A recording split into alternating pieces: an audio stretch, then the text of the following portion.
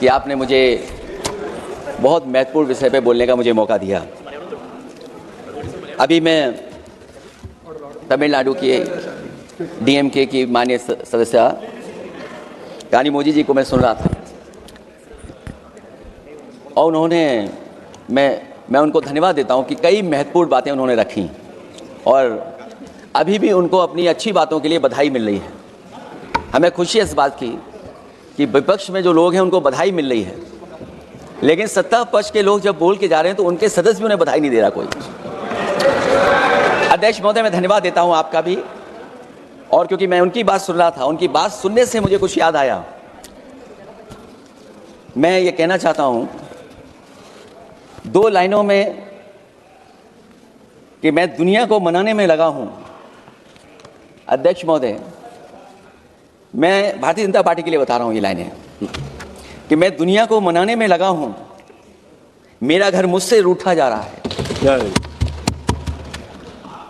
मैं दुनिया को मनाने में लगा हूं, मेरा घर मुझसे रूठा जा रहा है। अध्यक्ष महोदय, बात शुरू करने से पहले मैं सबसे पहले भारत की सेना, उसका आभार, उसका धन्यवाद देना चाहता हूं। दुनिया में साहसी फौजों में गिनती अगर होती है तो हमारी भारत की सेना सबसे आगे दिखाई देगी। उनके पराक्रम पर, उनकी वीरता पर, उनके अदम्य शौर्य पर हमें सबको गर्व है। कोई ऐसा भारतीय नहीं होगा जिसको गर्व ना हो। हमें अपनी फौज पर गर्व है और हमें इस बात के लिए भी गर्व है कि जब सेना ने अपना ऑपरेशन शुरू किया तो पाकिस्तान के जितने भी टेररिस्ट कैंप थे उन पर अटैक किया गया।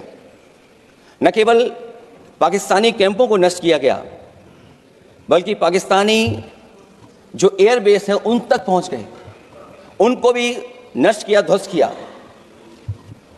और जब हमारी फौज पाकिस्तान को हमेशा हमेशा के लिए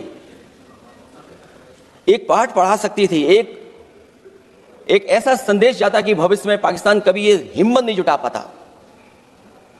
और ऐसा भी लगा हम लोगों को, क्योंकि अध्यक्ष महोदय, जब हम बड़े बड़े राष्ट्रीय चैनलों को देखते हैं तो उन चैनलों से ये लग रहा था कि कराची हमारा हो गया है, लाहौर हमारा हो गया है। किसी चैनल ने किसी को ये भी बताया कि हमने उनको पकड़ भी लिया है। जो कमेंट्री, जो विजुअल्स थे, वो ऐसा लग रहा था कि अध्यक्ष महोदय अब पीओके हमारा हो जाएगा। हालांकि सरकार के इंजनों को मैं टकराता हुआ देखता हूं, हो सकता है ये मेरा भ्रम हो, लेकिन पीओके के मामले में सभी इंजन हमें एक दिखाई देते हैं। और जहां पीओके पे पहुंचने तक की बात थी, कुछ लोग तो पीओके पर ये कह रहे थे कि हमारा कब्जा हो जाएगा, 6 महीने का केवल हमें मौका मिल जाए। ये सरकार आखिरकार पीछे कैसे हट गई और क्या कारण था कि सरकार को सीज फायर का ऐलान करना पड़ा? अध्यक्ष महोदय, हमें उम्मीद थी कि सरकार सीज फायर करेगी, सरकार ऐलान करेगी, लेकिन इनकी मित्रता बहुत है, बहुत गहरी मित्रता है। और उसका परिणाम यह है कि इन्होंने अपने मित्र से ही कहा कि आप ही सीज फायर अनाउंस कर दीजिए, हमारी कोई जरूरत नहीं है, हम सीज फायर आपसे ही स्वीकार कर लेंगे। आखिरकार किस दबाव में ये सरकार स्वीकार कर रही है? वैसे तो अध्यक्ष महोदय, आज जिस विषय पर बोलने के लिए मैं खड़ा हुआ हूं, दरअसल वो विषय होना ही नहीं चाहिए था। ये दुर्भाग्यपूर्ण है कि आजादी के इतने साल बाद भी ऐसे मुद्दे बने हुए हैं। ये बात अध्यक्ष महोदय पक्ष विपक्ष की नहीं है, देश की सुरक्षा की है, जनता के जीवन और रक्षा की है। हम सब मिलकर के कोई ऐसी नीति रणनीति बनाते क्यों नहीं है जिससे सीमाएं हमेशा हमेशा शांत रहें।